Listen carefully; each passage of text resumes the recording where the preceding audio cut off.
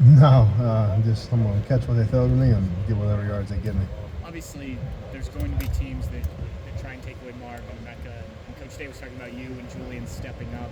How much of a focus is that when you know that the focus is on some of these other guys to have the days like you? We got a lot of weapons on this team, so I mean, just take every opportunity you can and run with it. Who's getting doubled doesn't really matter. Ball's got to come to somebody, so whoever gets it, we're comfortable with that ball in our hands. Hey, when did you learn the shimmy shake? Shimmy shake to get open. That's key. He taught me. Yeah, key. Just ask him about that. I see it on the rewatch. It doesn't look like something that maybe you would have done a year or two ago, getting that open, an open field. You've talked a lot about trying to be better with your route.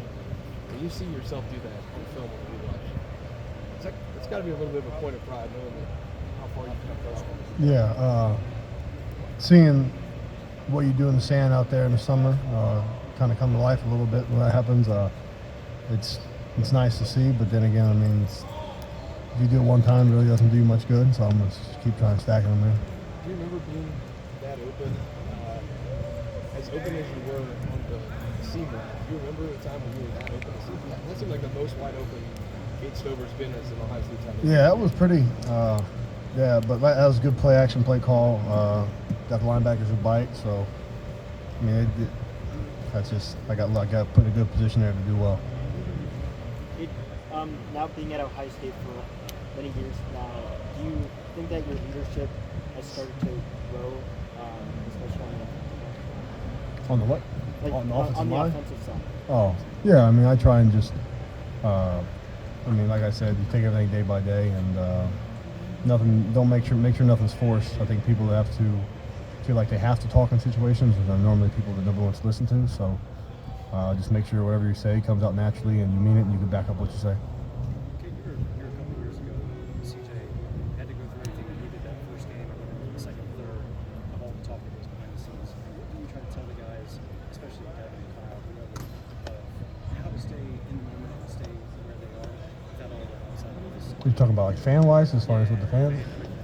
I mean, as much as fans want to think that they are qualified enough to call plays and come out there and do our job, I mean, good for them. But I can promise you that nobody here cares at all about what they say.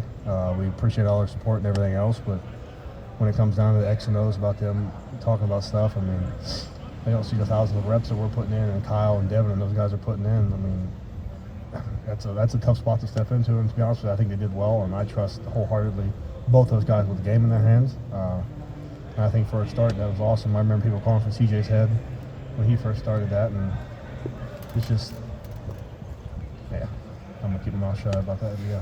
What does support look like for you, from the leadership of the team, for those guys? What do you say to them? Is it specific plays that you point out?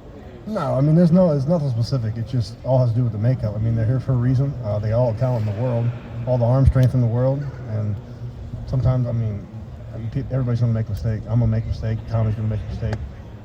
Marv, everybody's going to make a mistake at some point. And whether you want to or not, we're the ones that don't want to see it the most. But, I mean, it's just basically how many times can you maximize every good opportunity and stack high ground for low days.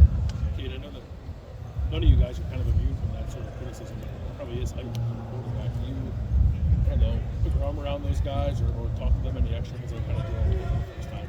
Yeah, I mean, when you first deal with it, it's hard not to look at some of the stuff, I guess. But, I mean, once you go through it and you realize that, I mean, some homeboy in his basement texting about him really doesn't matter what you're going to do on Saturday. And I can assure you that when we go in that game on Saturday, that we are not thinking about Johnny in his basement typing that, hey, you guys suck. Kyle seemed to really settle in the second half. Did you guys feel him start to settle into the game and kind of slow down for him? Yeah, I honestly felt like he was settling most of the game. To be honest with you, we got to protect a little bit better up front, and I think make things easier for him. But I think the situation that he had, I mean, I think he played a hell of a game, and I mean, I'm happy to see week 1 to week 2 strides, and week 2 to week 3 strides, and from there on out. What goes into it? You've done this at multiple positions now for a lot of years. What goes into week 1 to week 2? Is there actually something that you can see from week 1 to week 2, or is it just naturally the game slowing back down for everybody after not playing for 8 months?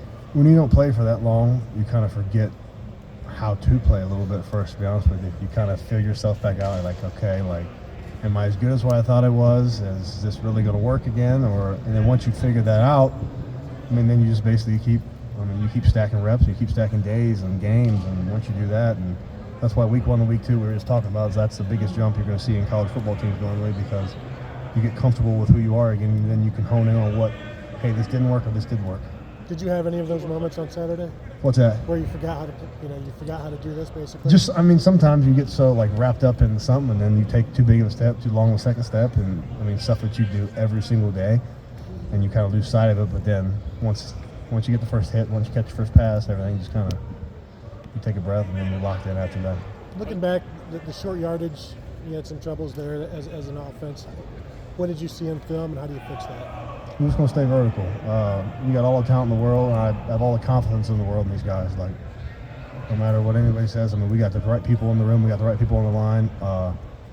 We're just going to come off the ball vertically. And that's all there is to it, short and simple, and let's get north to south. That was about as big of a goal as we've seen from G. What did you make of kind of how he played and what he did to earn that spot?